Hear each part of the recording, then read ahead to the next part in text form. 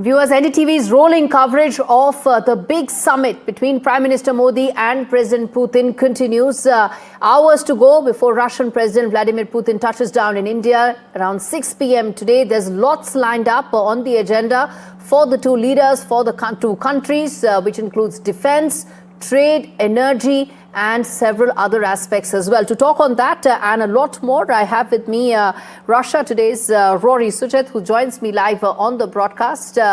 In fact, Rory, thanks much for speaking to me. Let me start first by asking you, hours to go for President Putin to join us, to be in India.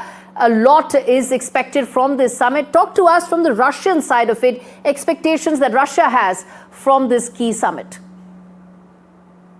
Well, Gauri, thank you very much for having me on your program. It's a great pleasure to be with you today, and it's also a great pleasure to be here in your beautiful capital city of New Delhi.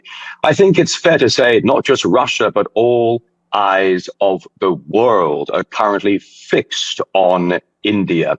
It's not just about this partnership, this special and privileged strategic partnership between Russia and India. It's also about the deep friendship between Vladimir Putin and Narendra Modi, a friendship that goes back not just years, but goes back decades as well to the Soviet Union and beyond.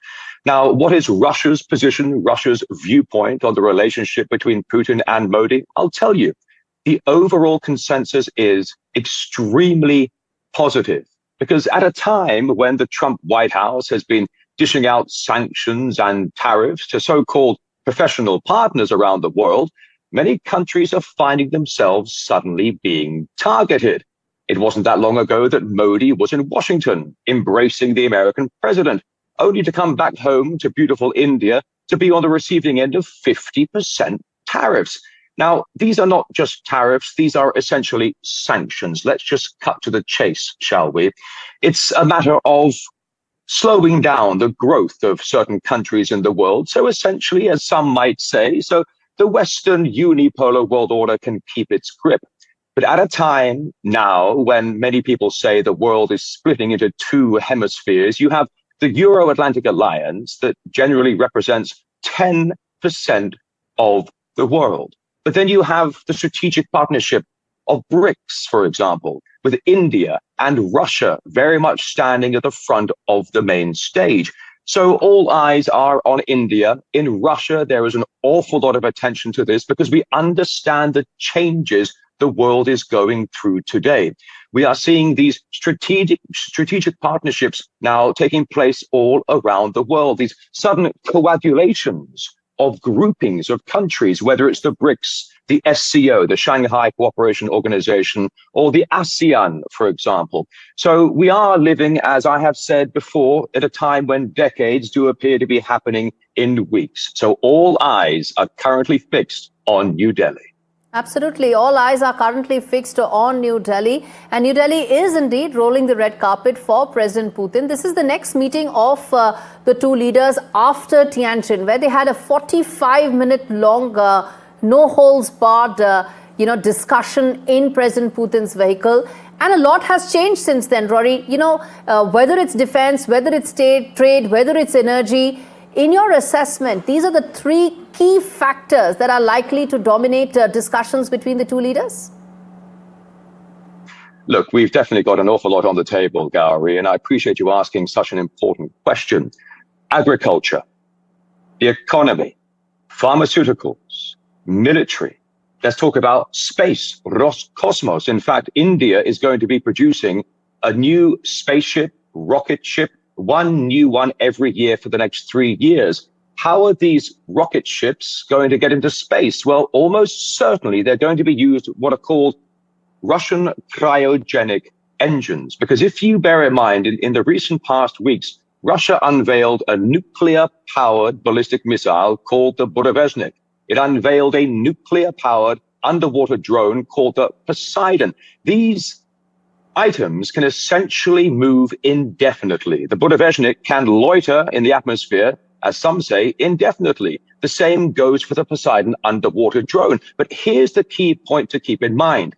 These weapons are powered by micro-nuclear engines. The Russians have managed to take nuclear power and shrink it down into a tiny little engine, which means this can be used to explore space. What is next? The moon? Are we going back to the moon? Is Mars next on the agenda? So when it comes to the bilateral trade between Russia and India, that, as we know, is now approximately at $70 billion, they're hoping it's going to be $100 billion in the very near future. It's not just the military aspects, because India has for so many years been one of the primary buyers of Russian military hardware. Yes. But it's also about, for example, trying to fill the discrepancy between the bilateral trade budget. I was coming to just that. When there is an aspiration of $100 billion trade, bilateral trade, there's also an expectation that that aspiration should lead to some sort of a stability and ensuring that it is not skewed towards Russia as it is right now. Yeah, I think it's a very, very fair comment, Gaudi. The fact of the matter is that 74% of the imports that India receives from Russia, the Russian exports, 74% is that of energy. And in October, at the Russian Valdai Discussion Think Club, they had a huge talk about this, and the Russian president said, we must work to soften the stance here. We must work to soften what is a gap between who's importing and exporting between India and Russia. There is a large discrepancy. So Putin has said, we will increase the imports of Indian pharmaceuticals. We will increase the imports of Russian agricultural products as well. And India, of course, as you know, is currently very nearly on the verge of receiving the rest of the S-400 air defense missile systems from Russia. I understand Modi is also interested in the S-500 that many say is the best in the world. So when it comes to bilateral trade between India and Russia, it spans the entire spectrum. But perhaps more importantly than that, it is the tried and tested friendship between Modi and Putin that has stood the test of time. So here we are, all eyes of the world currently fixed on New Delhi to see the results of this momentous meeting, the 23rd annual Russia-India summit, and Vladimir Putin's 10th visit to this beautiful country. Absolutely. You summed it up very well. But let me just ask you two last questions, Rory. One being the fact that this comes just, a day after a very long marathon 5-hour meeting that took place between President Putin as well as Steve Witkoff and Jared Kushner, in the hope of finding some sort of a peace formula. That hasn't happened. No breakthrough whatsoever. No peace formula on the table.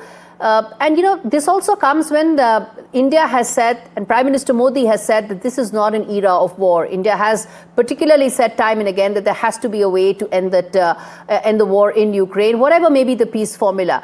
And the fact that there isn't any on the table right now, how much do you think that is likely to have any bearing whatsoever on the discussions? Well, Gary, it's a good question, Gary. I would say there is a peace formula actually on the table. It started off as a 28-point peace plan. This is the formula that they are currently working on. It goes from Washington to Kiev, to Moscow, to Kiev, to Washington. And each side has its own concerns and complaints. Now, at the end of the day, here's what people really need to understand. The fact of the matter of it is this: in Ukraine, the entire contact line, the entire front line is collapsing against the Ukrainians. Russia is absolutely 100% in the driver's seat right now in the continued conflict in Ukraine. Now, let's just backpedal just for a moment here. In 2014, when the United States financed the Maidan coup in Kiev, and ousted a democratically elected leader, that was when the true war began. It wasn't just a few years ago, it was back in 2014. And it was financed, that Maidan coup was financed, $5 billion was admitted to be spent by the US State Department. America kicked off this proxy with Russia. Then Europe jumped on board as their usual lapdogs, as they do. But now, as America has swiftly realized that they have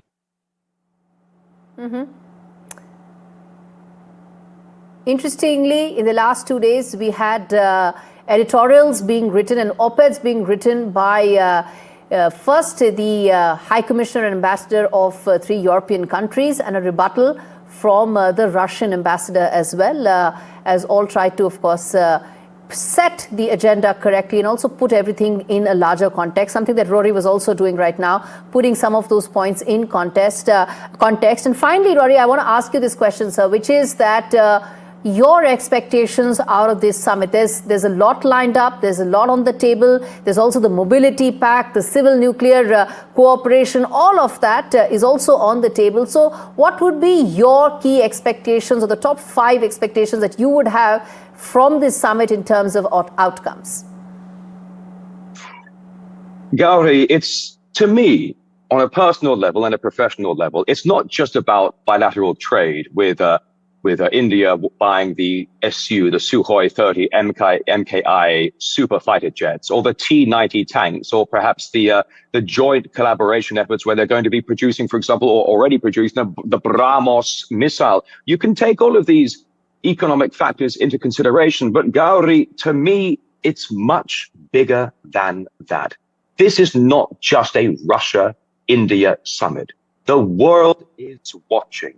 Russia, India, the global south, China, the BRICS strategic partnership. The BRICS, by the way, the GDP of the BRICS has already surpassed that of the G7. More and more countries are showing interest in joining the BRICS, but many of them, Gauri, are very nervous. Many of them are hesitant to even announce they want to join the BRICS because Trump is going to lean on them. It was Trump who said a short time ago that BRICS is dead. He also said that the S in BRICS stands for Spain, when of course it's South Africa. The fact of the matter is the world is changing. This high-speed train of the multipolar world is already leaving the station. Yes. And those of the Euro-Atlantic Alliance, those of the G7 are running along the platform trying to jump on because they know they've missed the train. The world is moving on. And I think when it comes to bilateral ties with Russia and India, it's not just Russia and India. This summit represents a global perspective of the changes happening in the world today. And that high-speed train has India and Russia as one of its key engines when you talk about that multipolarity as far as this changing world is concerned. Rory, thanks much for speaking to us.